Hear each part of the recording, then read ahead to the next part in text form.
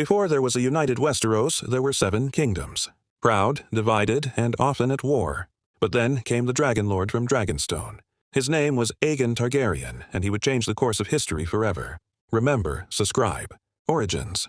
Aegon was born on the island of Dragonstone, the last stronghold of Valyrian dragonlords after the Doom wiped out the Freehold.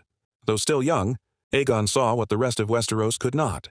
The land was ripe for unification, and only fire and blood could forge peace. He was no mere warlord. Aegon was a visionary, possibly guided by prophetic dreams, something hinted in the lore. With him were his sister wives, Visenya, stern warrior, rider of Vhagar, and Rhaenys, graceful, passionate rider of Meraxes.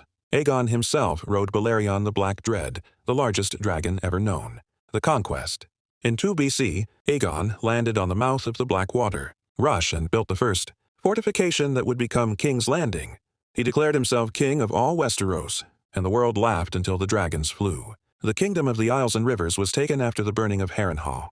The Stormlands resisted, but Orys Baratheon, Aegon's half-brother, defeated Argilac the Arrogant in single combat. The Reach and Dorne formed an alliance to stop Aegon. But at the Field of Fire, all was lost. 3 dragons burned 4,000 men alive. The Reach submitted. Dorne did not. Rule and legacy. After victory, Aegon was crowned in Oldtown by the High Septon. He forged the Iron Throne from the swords of his enemies. A painful, jagged thing meant to remind rulers that kings should never sit easy. He allowed each region to retain its laws and customs, ensuring loyalty. He established the Hand of the King, the royal court, and began the tradition of King's Landing as the capital. He ruled justly with occasional harshness, and when both of his queens gave birth to heirs, the Targaryen dynasty was secured.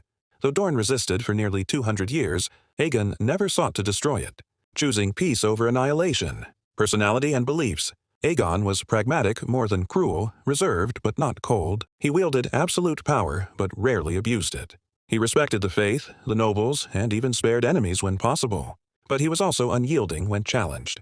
He believed in Targaryen destiny, and some fans speculate he foresaw the coming of the Long Night, passing that dream through the generations, eventually to Rhaegar and Daenerys. Death and aftermath.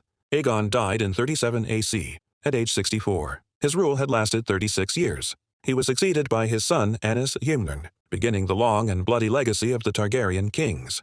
Though others would build or break, Aegon the Conqueror remains the greatest king in Westeros's history. He didn't just conquer with dragons.